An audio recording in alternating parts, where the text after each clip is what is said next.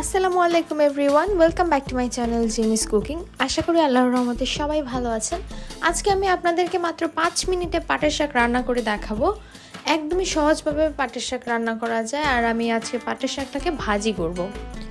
প্রথমে আমি এই জন্য পাটের শাক 2 আটি নিয়েছি আর শাকটাকে ভালোভাবে বেছে তারপরে কেটে নিয়েছি। এখন এরকম একটা স্ট্রেনারের সাহায্যে আমি শাকটাকে ধুয়ে নিচ্ছি। সাইজটা দেখতে পাচ্ছেন, একটু বড় বড় করে কিন্তু কেটেছি। এবার চুলাতে একটি প্যান বসিয়ে এর মধ্যে আমি 2 টেবিল চামচের মতো তেল দিয়ে দিচ্ছি। তেল একটু গরম হয়ে আসলে এর মধ্যে আমি দিয়ে দিব 1 চা চামচ রসুন কুচি। রসুনটাকে একটু নেড়ে নেওয়ার পর আমি এর মধ্যে দিয়ে দিচ্ছি মাঝারি সাইজের 2টা পেঁয়াজ কুচি। পেঁয়াজ দেওয়ার পর আবারও ভালোভাবে একটু উল্টে পাল্টে নেড়ে পেঁয়াজ আর রসুনটাকে ভেজে নিতে হবে।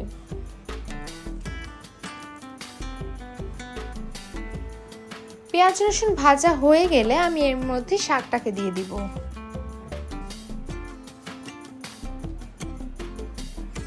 সবগুলো শাক আমি একসাথে দিয়ে দিচ্ছি। আর দেখে মনে হচ্ছে যে প্যানের থেকে বাইরে পড়ে যাবে, আসলে কিন্তু না, শাকটা কিন্তু আরো অনেকটা কমে অল্প হয়ে যাবে। শাক দেওয়ার পরে আমি পরিমাণ মতো লবণ দিচ্ছি। লবণটা অবশ্যই বুঝে দিবেন, প্রয়োজনে প্রথমে অল্প দিয়ে পরে আরো বাড়াবেন। লবণ দেওয়ার পরে আমি এখানে 4-5টা কাঁচামরিচ মাঝখানে ফালি করে তারপরে দিয়ে দিচ্ছি। আপনারা ঝালটা আপনাদের পছন্দ অনুযায়ী দিবেন। এবারে আলতোভাবে একটু উল্টে পাল্টে নেড়ে নিচ্ছি। একটু উল্টে পাল্টে নেড়ে নেওয়া হয়ে গেলে আমি ঢাকনা দিয়ে ঢেকে দিব। নাড়তে নাড়তে দেখতে পাচ্ছেন শাকটা কিন্তু আগে থেকে অনেকটা কমে এসেছে। এবার ঢাকনা দিয়ে ঢেকে দিলাম। কিছুক্ষণ পর পর ঢাকনা খুলে একটু নেড়ে নেবেন। এর মধ্যে আমি 2-1 বার ঢাকনা খুলে নেড়ে নিয়েছি। আর শাকের মধ্যে যে পানিটা থাকে সেই পানিটা পুরোপুরি বের হয়ে গেলে পরে আর ঢাকনা দেওয়ার প্রয়োজন নেই। এরপরে শাকটাকে নেড়ে নেড়ে রান্না করে ফেলবেন এবং ভাজা ভাজা করবেন। উল্টে পাল্টে নেড়ে শাকের মধ্যে যে পানিটা আছে সেই পানিটাকে আমি একটু শুকিয়ে নিচ্ছি।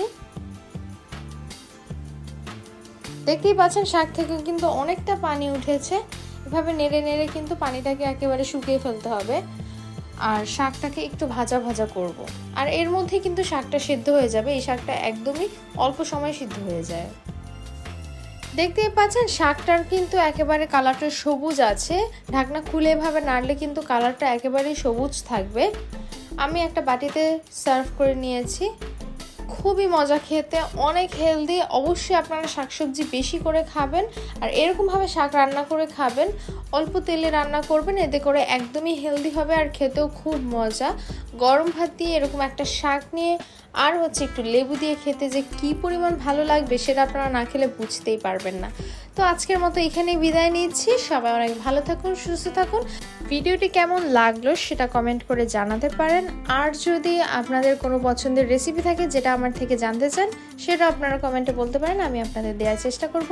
আজকের মতো বিদায় নিচ্ছি। ভালো থাকুন, সুস্থ থাকুন। আল্লাহ হাফেজ।